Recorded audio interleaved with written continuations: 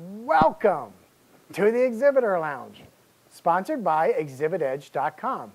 Now, I'm your host, even though he's sitting in the host chair, and trade show mixologist Michael Gray.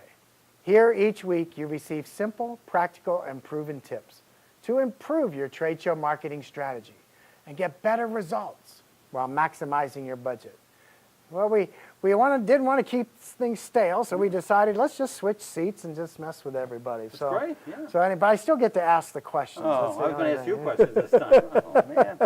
All right. So we did our pre-show prep. We did all the things we needed. Then we were at the show, and so what to do before the show starts, and then after the show's over, and how to prepare your people and all.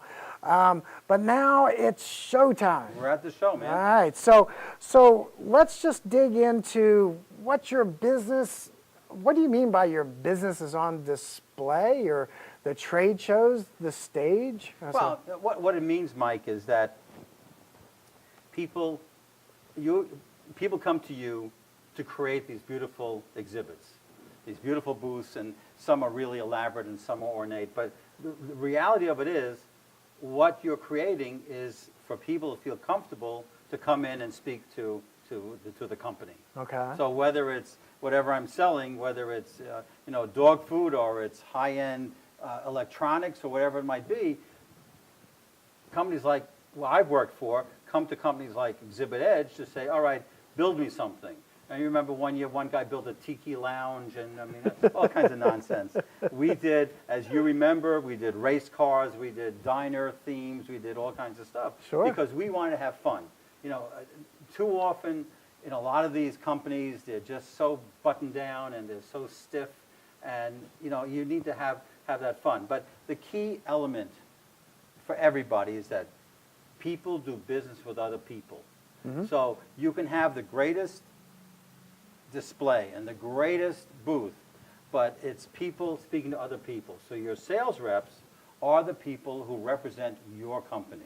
Well, this gets into the next point of the art of trade show selling. I mean, is needed, right? Trade show selling is vastly different from the regular sales call, because for trade show selling, it's 30 seconds. It's like, okay, this particular prospect has come in, I've got to qualify them, I've got to determine their needs, and I've got to be able to speak to those needs that my company can provide for them. Okay, so that's 30 seconds to qualify, but then there's also like a 30-second elevator speech? You should have... That's number 3, right? Okay. Every salesperson, as we all do, has to have that 30-second elevator speech. Is describing what you do succinctly, quickly, and so you're acted upon favorably. So somebody says, oh, now I get it. Now I know what these guys do.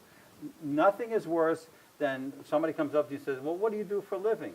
Well, the company was founded in 1965. Nobody cares. Nobody cares when the company was founded. It's amazing to me. This is what we do.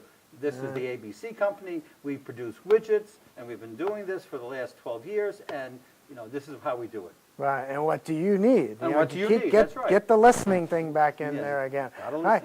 And then I know you talk about the fourth thing, which is a faster pace. The show floor, it's not a sales call. No, it's not. It's different. I had a wonderful salesperson who did a great job, but she was very deliberate and very slow in her presentations, which were fine and they were wonderful. But at the trade show, you can't do that. You've got to qualify quickly. You have to understand that it's a different pace, and it moves along a lot quicker than it would in a regular sales call environment. Right. So while she's nurturing that one prospect, 6 or 7 or 8 or 10 have gone by, and she needs to learn that, or he or she needs to learn that art of qualifying and identifying. And so I love to go back to what you said in weeks past about the traffic cop. Let's figure out what the needs are and direct them to the right person. That's why the traffic cop is so important, Mike, because that's the person that's going to direct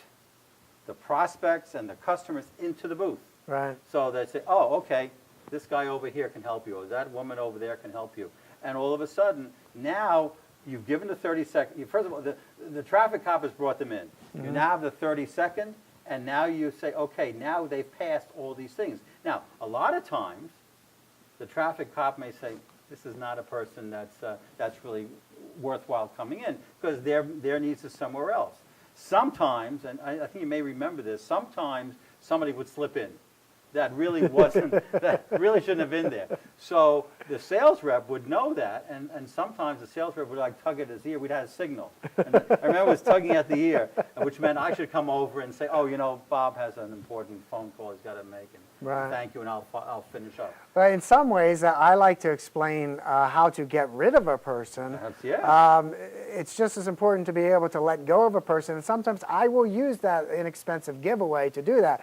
Well, thank you so much for coming. Here, please have one of these as our gift. Right. And then it kind of lets them know it's time to end the conversation. Right. Because So the there- good there- strategies. yeah. There are time wasters. There are people, Right. you know, remember most of the people who show up at trade shows are either decision makers or influencers. Well, the other 20%, they're kind of grabbing the pens and the sticky pads and, Right. and the candy and all that stuff, which is fine, you know, because otherwise the sales reps are going to get all the candy. So Right. it's great to know how you're going to manage that particular 3-4 days that you're at the show, Right. and direct people. If there are people who are time wasters, which they certainly are, you can move them along because they're not relevant to what you're trying to accomplish. Remember, at the end of the day, we have a goal and we have an objective. Our goal is to sell X amount of this and tell people about what we're doing new and so on and so Yeah, forth. good showtime ideas. Thank you. Thank you, sir. All right, well, as always, please respond with your questions or comments and let others know about exhibitorlounge.com. And we'll see you next week. Can you come back for one more? Can I be in this seat? No. Oh, man. All right, I'll come back anyway. Until then, I'm your host, Michael Gray, telling you, relax in the Exhibitor Lounge. Bye-bye.